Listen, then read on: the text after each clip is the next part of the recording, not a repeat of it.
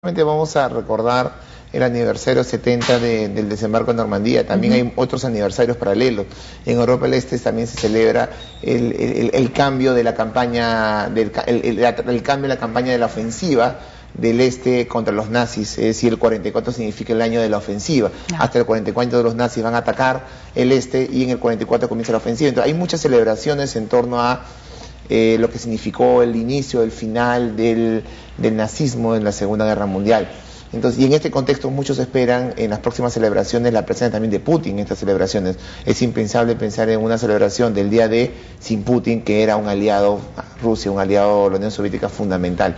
Bueno, es un escenario difícil que estamos viviendo, ¿no? A mí me han sorprendido las palabras de Barack Obama.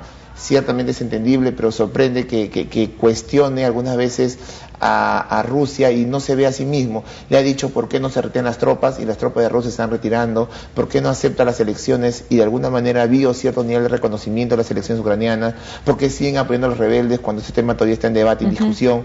Es decir, esa es la crítica contra Rusia, pero la pregunta es, ¿qué han hecho Occidente para de alguna manera facilitar algún tipo de diálogo al respecto? Porque ellos apoyaron el golpe de Estado contra Yanukovych, han apoyado a Kiev y a la extrema derecha que gobernó Kiev.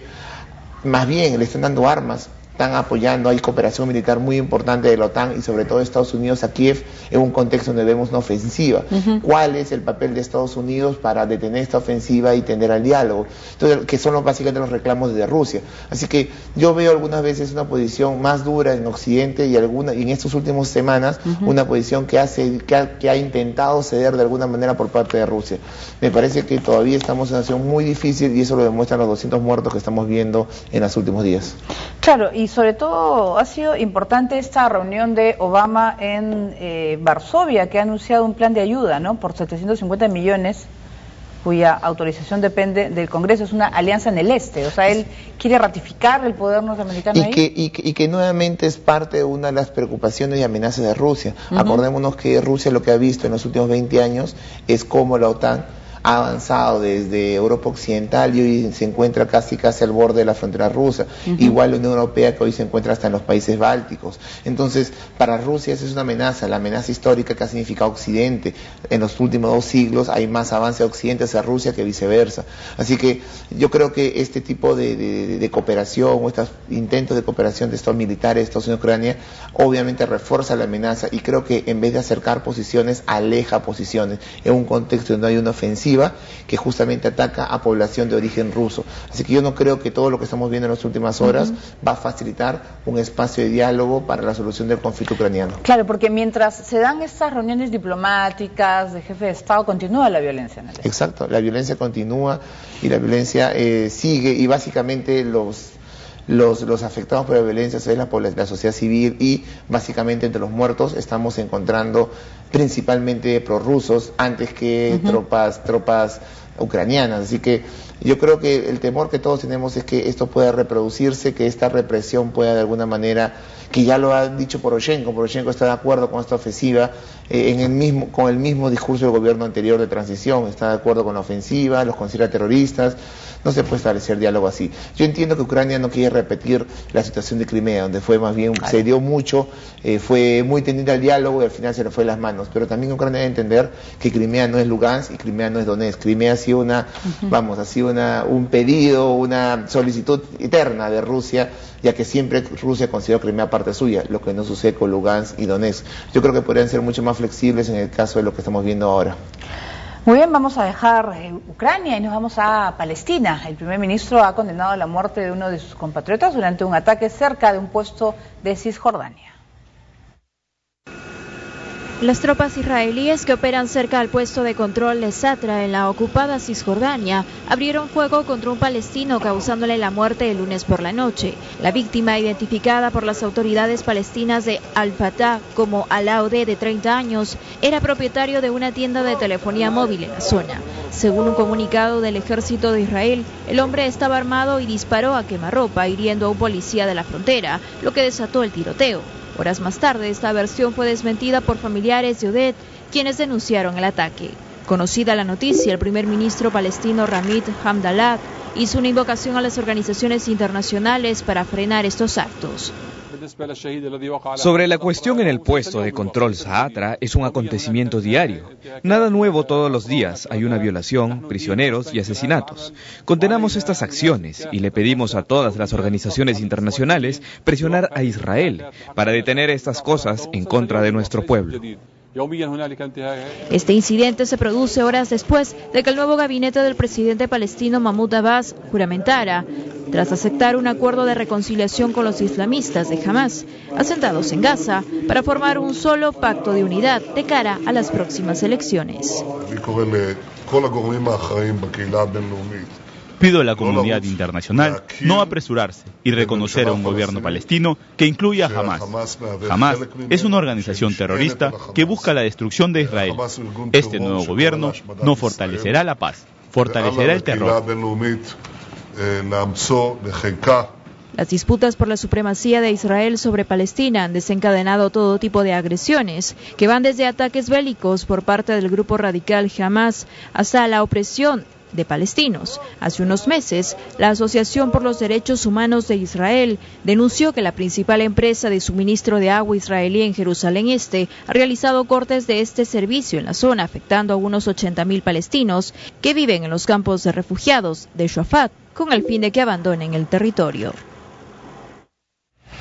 Muy bien, hace apenas un par de días, ¿no?, que ha asumido pues el nuevo gobierno y lo que parece cada vez más lejano es alguna, no sé si diálogo o el primer paso para llegar a la paz entre Israel y Palestina. Y estos escenarios de muertes de personas en circunstancias poco claras, con posiciones contrarias desde el lado palestino israelí, obviamente no favorece pues este reinicio del diálogo.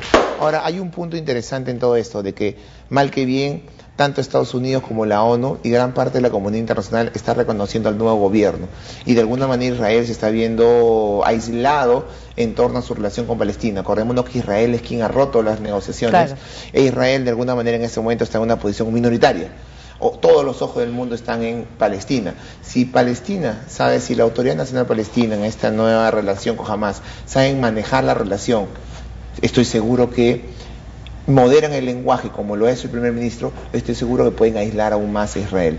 Si son inteligentes, si logran controlar a Hamas de recurrir a la fuerza y recurrir a su discurso anti-israelí, yo creo que hay muchas posibilidades para promover una negociación favorable a sus intereses. Claro, pero en estos días es la reunión con el Papa Francisco, ¿no? Ese va a ser esta semana.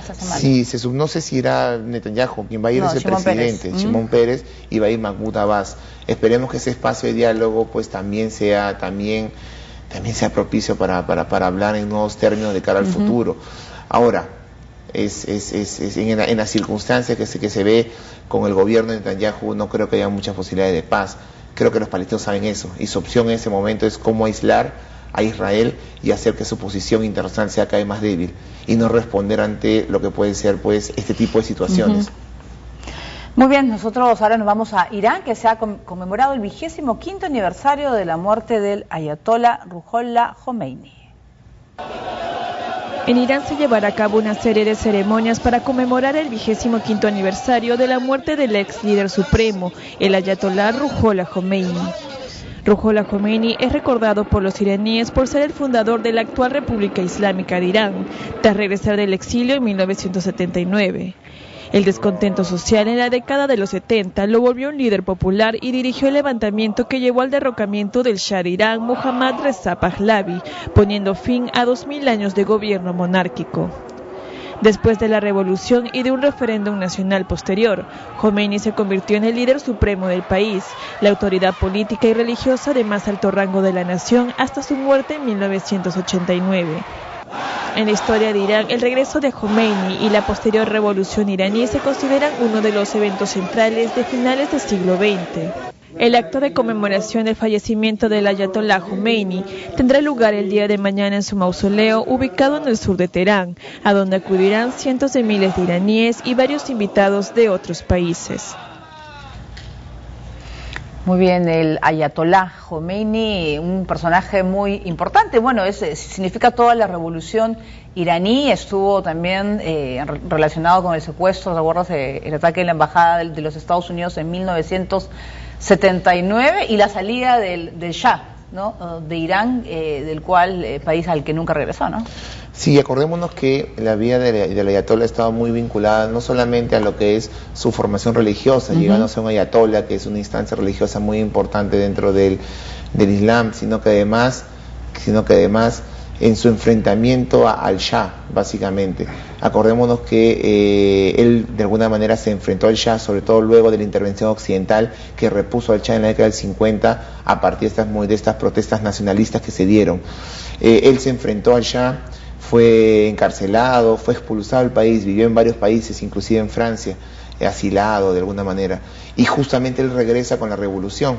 Muchos hablaban en ese entonces, en los 70, la revolución por cassette, porque escuchaban al ayatolá por cassette, y así pues de alguna manera fomentó pues la salida a las calles. Él no estuvo en la revolución, él llega y se consolida en la parte final de la revolución. Ahora, su presencia, como todos sabemos, él no fue un presidente, él crea algo así como consejo de guardia revolucionaria, y él encabeza este consejo. Su mandato, si podemos decirlo de alguna manera, que dura 10 años hasta su muerte, el 89, desde la revolución al 79, tuvo algunos puntos claves que hay que recordar. Uno es la toma de la embajada de Estados Unidos, que de alguna manera se alarga durante varios meses y va a ser un punto crucial en relación con Estados Unidos y Occidente. Van a haber intervenciones estadounidenses en Irán, algunas exitosas, otras fallidas. Va a ser una relación muy tensa con Occidente. Claro, que hasta ahora continúa. Que hasta ahora continúa de alguna manera. Dos, el tema de la guerra con Irak, también fundamental, ¿no?, que básicamente es durante todo su mandato, donde toda su presencia, digamos, siendo Irak un rival, siendo Saddam Hussein un líder más bien laico y vinculado a intereses occidentales en ese momento. Así que en este enfrentamiento, pues, la presencia de Ayatollah fue fundamental. Y en tercer lugar, también importante, ya pensando en Irán, es la profundización de la revolución. Yo creo que va a haber mucho más represión y el carácter antioccidental se va a profundizar. Si alguien pensó que esta revolución podría modernizar al país, pues se equivocó, y lo que hubo fue una profundización de la lectura radical que justamente Khomeini trajo a Irán. Claro, porque era la posición de que el Shah vivía rodeado de lujos y totalmente ajeno a lo que sufría la población de Irán, ¿no? Porque decían que incluso cuando se fue y pidió asilo con toda su familia, decían, ¿no?, que se habría llevado muchísimo oro, y ese es el oro del cual ha vivido la familia, ¿no? Sobre todo luego de la crisis del petróleo a partir del 73. Acordémonos que el petróleo incrementa su precio considerablemente a partir de esta unión de los países en torno a la OPEP. Y eso llevó a que en Irán hayan grandes ingresos. Una de las críticas que había era, bueno, esos grandes ingresos que se han traducido en los últimos 7 años, ¿quién se ha visto beneficiado? Y ahí la palabra que rondaba en toda la población era corrupción. Corrupción de las esferas más altas, inclusive el Shah. Por eso cuando el Shah cae, uno de los primeros reclamos que tiene Khomeini contra Occidente y especialmente contra Estados Unidos es: regresen al Shah, uno, y dos, regresen todo el dinero también que el Shah tiene en sus cuentas, algo que obviamente Occidente nunca hizo. Parte de la toma de la embajada de Estados Unidos tiene esos reclamos de la lectura de que Occidente está apoyando a estos corruptos que malgastaron y destruyeron el país. Muy interesante, y está la historia de Irán. Bien, ahora nos vamos a Egipto. La Comisión Electoral ha proclamado como ganador de la presidencia al mariscal Abdel Fattah al-Sisi. El mariscal de campo retirado Abdel Fattah el-Sisi ganó las elecciones presidenciales egipcias con el 96,9% de los votos, pero con una participación relativamente baja, de 47,4% del padrón. El presidente de la comisión, Aunar el-Asi, dijo que el-Sisi obtuvo 23,8 millones de votos. Su único rival, el izquierdista Yandin Sabai, obtuvo el 3%. Tras el anuncio, algunos cientos de personas se congregaron en la Plaza Tahrir, lanzaron fuegos artificiales y entonaron canciones a favor de los militares. La victoria del Sisi nunca estuvo en duda, pero el oficial de carrera había hecho campaña por una alta participación para dar legitimidad al derrocamiento en julio del año pasado del presidente islamita Mohamed Morsi y a la posterior represión que desató sobre la hermandad musulmana. El Sisi ha prometido restaurar la estabilidad y sanear la economía después de 3 años tumultuosos. Sin embargo, los detractores temen que el militar de carrera restaure los rasgos autocráticos del régimen de Hosni Mubarak, derrocado por una insurrección popular en 2011. El Sisi juramentará el domingo ante la Corte Suprema Constitucional. Se prevé la asistencia de delegaciones de los países del Golfo Arábigo, partidarios